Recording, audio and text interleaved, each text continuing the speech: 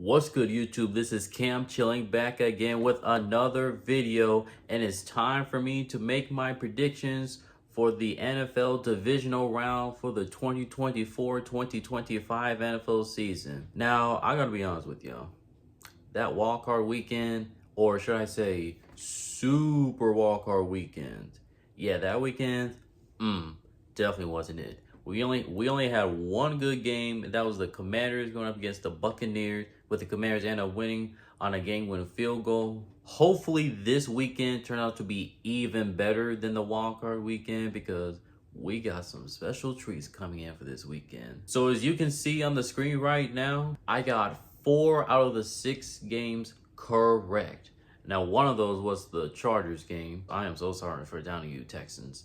And of course the Packers game. Those are the only 2 games that I had wrong. So I gotta say, I am off to a very great start when it comes to these playoff predictions. Hopefully we can make it 2 weekends in a row. But without further ado, let's go on ahead and make these predictions. So we are gonna start with the first of the Saturday games here, which is tomorrow, in fact. You got the Houston Texans taking on the Kansas City Chiefs.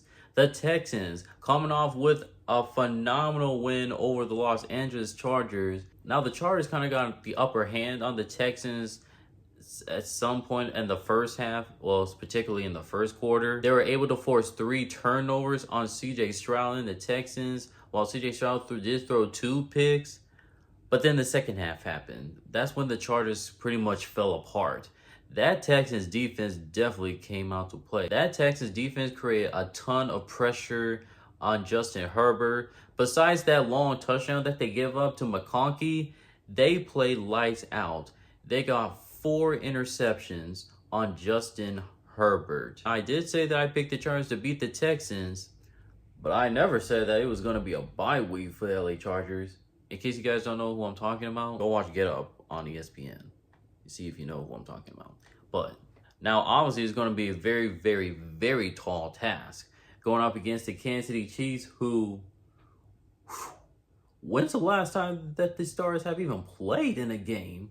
Since Christmas? It's been since Christmas since these Chiefs starters played a football game, and that was against the Pittsburgh Steelers in Pittsburgh, where it was not even close at all.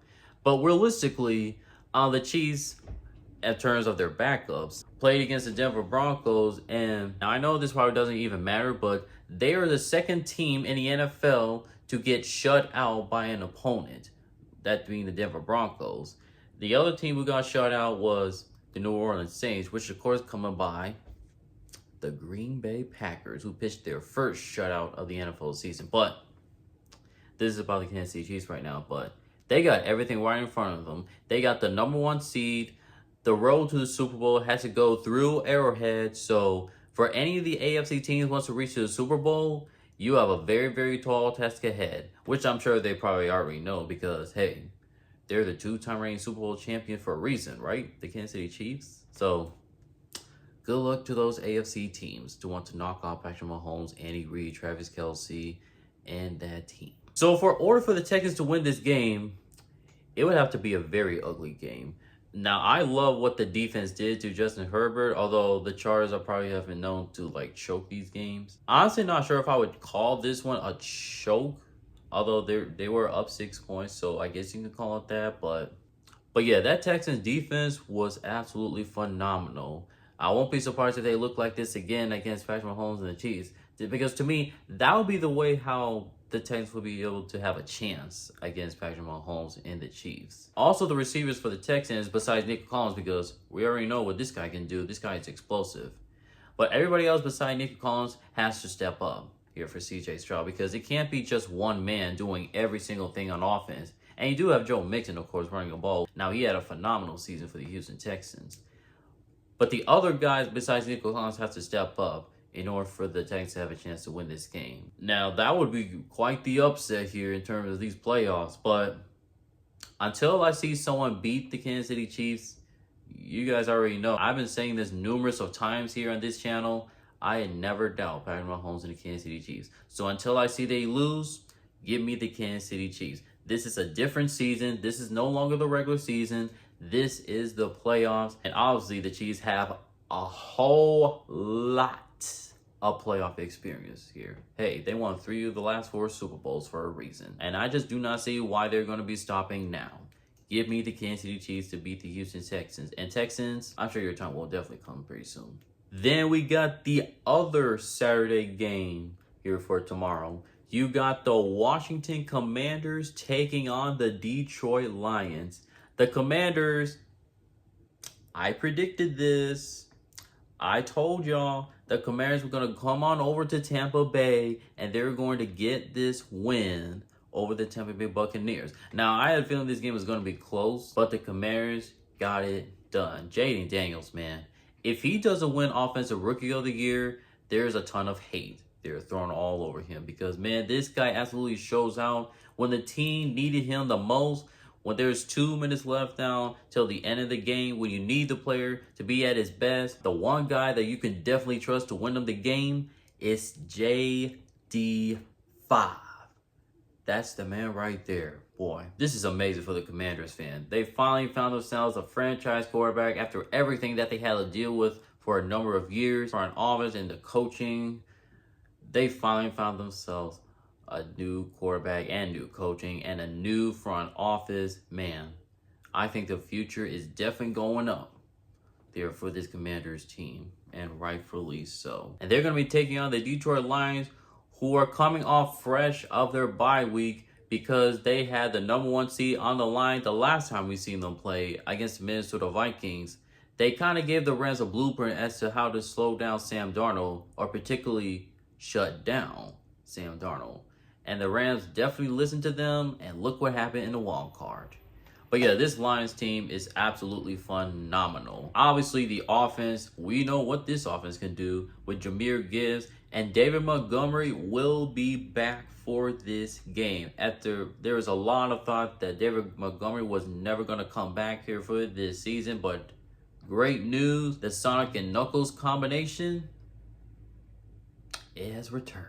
And they're getting some pieces back on defense that were just absolutely beaten up there late into this season, such as Taron Arnold. I believe he was injured in that Vikings game, but he looks to be good to go. Alex Anzalone, we saw the impact that he made once he returned against the Vikings. The defense looked a lot better with him back on the field. The middle linebacker, what I'm talking about. David Montgomery, you just mentioned him. He's going to be back. They are getting healthier at the right time here in these playoffs. Now, from the looks of it, it looks like there should be an easy win for the Lions, but this game is going to be a lot closer than people would anticipate. Because even though the Lions were able to beat up on the Vikings for the season finale, I still do not trust that pass rush here for the Detroit Lions. So Jane Daniels is going to be very, very comfortable behind that pocket, behind the offensive line, who did pretty well there throughout the season. Now, I didn't look up the stats to see how many times that the offensive line gave up a number of sacks, but I watched a number of games. The offensive line looked really, really good there for the Washington Commanders. But this is a playoff, so regular season stuff doesn't really matter. It just matters about what happens here in the playoffs. Those stats doesn't really mean anything, but I would not be surprised if this ends up being a very, very close game. Jane Daniels has been doing his thing. I have no doubt that he's going to do his thing again here against the Detroit Lions. But as much as I would love to see the Washington Commanders beat up on the Detroit Lions, which would be one of the biggest upsets here in this playoffs, I got to go with the Detroit Lions here. Obviously, they want to get to the Super Bowl for the first time ever in franchise history. That coaching staff, like Dan Campbell, those guys doing just a phenomenal job. If they were able to lose this game, this season would be an absolute failure. So the Lions have to get the job done here for this season. Otherwise, they may never make it back to this far here again. Who knows? So obviously the Commanders going to give them a tough time, but I have the Lions pulling off with the win here. Then we are going to the Sunday games now. You got the Los Angeles Rams taking on the Philadelphia Eagles. The Rams, as I said from the Lions, the Rams listened to the Detroit Lions, and they definitely showed it on the football field. Now, obviously, with a lot of things that is going on in Los Angeles, Prayers for those who are from LA. I really hope you get to safety. God bless for y'all. Obviously, this game was for the people in LA who are dealing with a lot of things going on right now. And I even said it in my wildcard predictions. I even sent out a message there at the end of the video. In case you guys didn't see it, you can look into that to see it. But yeah, what a phenomenal game for the LA Rams. That defense, 9 sacks on Sam Darnold, including that scoop and score by Jared Verse, who had a phenomenal rookie season. Looks like the Rams found themselves a pass rusher there for years to come. Replacing Aaron Donald, the Hall of Famer, of course. And even the offense looked very good at times. Didn't do much in the second half, only got a field goal, but the first half was absolutely phenomenal. And considering what the Rams had to go through the first half of the season, dealing with a number of injuries, they are fully healthy now. Obviously, with Puka Nacua, you got Cooper Kupp.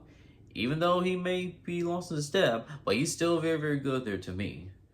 Matthew Stafford doing his thing here in the playoffs. Sean McVay continues to be an elite head coach. I mean, this Rams defense is looking dangerous. And that's something that the Eagles have to look out for. And speaking of the Eagles, they were able to come off with a win against the Green Bay Packers. That defense nearly shut down the Packers offense, like literally. Definitely in the first half, they definitely shut down the Packers offense. They created 4 turnovers on the Packers team. One of them was a special teams on the opening kickoff. Yeah, please don't remind me about that. And the other 3 were because of the interceptions thrown by Jordan Love. Now, the one injury that they suffered here was Nakobe Dean, unfortunately. Came out with the game with a torn left patellar tendon. So prayers up to him, hoping for a speedy recovery. Now, obviously, there was a lot of injuries that the Packers dealt with in that game. But Nakobe Dean was one of the best linebackers here for the Philadelphia Eagles. Now, you still have Zach Baun there. Shout out to him, former Wisconsin Badger, who made it to the Pro Bowl here this season. The defense still looked very good, even when Nakobe Dean was out. I think the defense is still going to be fine. Now, the offense, they look pretty iffy at times. And I said in my recap video that the Packers defense did a very good job limiting the Eagles offense. But yet the Eagles even still did do just enough to put up some points there against the Packers defense, including Dallas Goedert with that stiff arm. Said, get off of me. And you can tell there's a little bit of rust there on Jalen Hurts when he was trying to move the ball down the field. But at least he didn't turn the ball over, at least. So that's good for Eagles fans, definitely. This is a pretty interesting matchup here because the combo with Sean McVay and Matthew Stafford, I think they only lost like 1 game together in the playoffs. And that was last year when they go into Detroit in the wild card round, I believe. I think it was a wild card round. So, and then the other few wins was they had that Super Bowl run. So don't be sleeping on the LA Rams. Now, I'm not sure if the Rams defense are going to be able to replicate what they did to Sam Darnold because the Vikings offensive line this is an okay offensive line, I believe, while the Eagles offensive line is a much better. This is an elite Eagles offensive line. That's why the Packers defense was not able to generate any pass rush there on Jalen Hurts. So that's going to be a tall task for the Rams defensive line to see if they can put some pressure on Jalen Hurts. Now, I will not be surprised if the Rams were able to make this game very close. Obviously, they are fully healthy. They might be the most dangerous team here in the NFC. If you want to say Commanders, that's totally fine. But I think the Rams are the most dangerous team here in the NFC. But for now, I'm going to go with the Philadelphia Eagles here. Particularly what happened the last time that both these teams face each other. Saquon Barkley has put up mad numbers, and I mean mad numbers here the last time he played against the LA Rams, which is in LA. He had like almost darn near 300 yards from scrimmage against the Los Angeles Rams. So I have no doubt that the Rams are trying to prevent that from happening again, but man, that's going to be a very tall task. I think it's just going to be too much here for the Rams defense to handle here. So I got to go with the more talented team, the Philadelphia Eagles. There's no excuse. You're the top 2 seed here for a reason. You're at home. That great defense that you've got. So give me the Philadelphia Eagles. Oh boy, the final divisional round game. We're in for a good one, hopefully. You got the Baltimore Ravens taking on the Buffalo Bills. Two teams with two quarterbacks leading in the MVP voting. Only one will prevail. Let's start with the Baltimore Ravens, coming off of a huge blowout win against their division rival, the Pittsburgh Steelers. I mean, Lamar Jackson definitely did his thing. Derrick Henry came over here for the reason, and hey, the Ravens did not forget to run the football, just like they did in that AFC Championship game. So hopefully they can continue to go through this formula. Now, Zay Flowers did not play in this wild card game, so we'll see if he can come back. Although the first 2 days he did not practice, so it seems to be very, very unlikely that he might play, which is going to make things a little bit tougher there for Lamar Jackson. Now, maybe it would not matter because the Ravens runs the ball very much anyway, so they don't have to throw the ball as much. But losing your Pro Bowl receiver, Zay Flower, is definitely going to make an impact here in this game. And they're going to be going up against the Buffalo Bills, who are coming off with a blowout win over the Denver Broncos. Now, they did give up that one touchdown on the opening drive to the Denver Broncos. But outside of that, they just said, okay, this is enough. This is the only points that you're going to be scoring against us. And that's exactly what they did. Josh Allen, man. This guy continues to show why he should be MVP for this season. Now, as much as I love Lamar Jackson, I just hope that Josh Allen will finally get his first MVP award. James Cook, obviously doing his thing here in the running game. He had a very good season. And yeah, Josh Allen continues to do more with less. Even though they got Amari Cooper, although he may have been a little bit quiet the past few weeks. But still, that offense was still looking very, very good, even with Amari Cooper not doing much. That boy Shakir, man, do you see how swifty this guy is? I mean, just...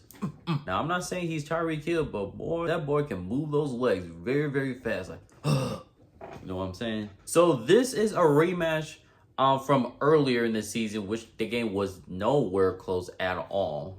Because the last time that both of these teams met, it was back in like week 4, I want to say. The Ravens ended up blowing out the Buffalo Bills in Baltimore 35-7. But things have changed. The Baltimore Ravens defense was not the defense it was early in the season. That defense is looking a whole lot better, especially lately. They looking like a much better defense than they were earlier. Because that defense, especially their secondary, was terrible early in the season. But lately, the Ravens defense looking a lot better. And as for the Bills, they had some key injuries the last time that both these teams played. Max Milano, he didn't play that game. He's going to be back in this game. Taron Johnson, he wasn't out there the last time both these teams played. He will be back. Amari Cooper wasn't there. The Bills made the trade to get Amari Cooper. So now he's going to be there to play against the Ravens. Now, I'm not going to lie to you. I had a lot of time to think on this. Because this, to me, this is pretty much a coin flip, if you ask me. You got two teams with great quarterbacks looking to win their MVP. You got two good offenses with very good running games. Josh Allen, Lamar Jackson, they can run the football, but even they can be a little scary when you're trying to sack them because they know how to be very, very elusive, getting away from the pressure. So, man, this is going to be a very, very tall task for both of these defenses to try. And this game is going to be played in Buffalo, and the weather is probably going to be snowing up there. Now, I understand why people would say the Bills here because they're at home. Obviously, there's pressure on this team to make it to the AFC Championship game because it's been so long since they made it to the Championship game. I think that was the time when the Chiefs lost to the Super Bowl against Tom Brady and the Buccaneers. That was the last time that the Bills here had made it to the championship game, while the Ravens made it last season.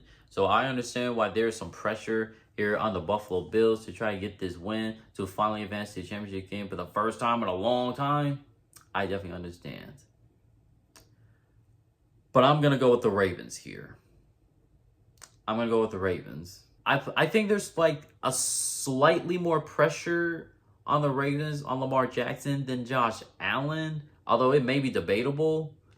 But I think there are several people here who didn't expect the Bills to still make it this far, despite a majority of the free agents that the Bills lost, like Stephon Diggs, for example, while a lot of people knew that the Ravens should be back to where they were from last season. And Derrick Henry obviously looking for his first Super Bowl ring, which I hope he gets. And same thing for Lamar Jackson. I think the Ravens have a better run defense than the Bills do, even though Matt Milano will be back here for the Bills defense. But the Ravens has been great at stopping the run. And unless the Bills proves me wrong, I think the Ravens defense is going to slow down the running attack from Josh Allen. Now, Josh Allen's still going to do his thing with his arm, but probably won't be as spectacular in terms of running the football. And probably the same thing for James Cook. Now, I hope this game will be close. I'm crossing my fingers on that. But I think the Ravens will get the job done and advance to the AFC Championship game for a potential rematch against the Kansas City Chiefs. Ravens win. So yes, that is all of my predictions for the divisional round weekend. Hopefully, I will go remain undefeated here for this weekend, and we'll see what happens from there. But there you go. Those are my predictions for the divisional round for the 2024-2025 season. What are your thoughts on these games? You can put your comments down below. I would love to know. If you enjoyed this video, make sure to like, comment, and also please subscribe. And until next time, this is Cam Chillin', and I am signing off. Peace.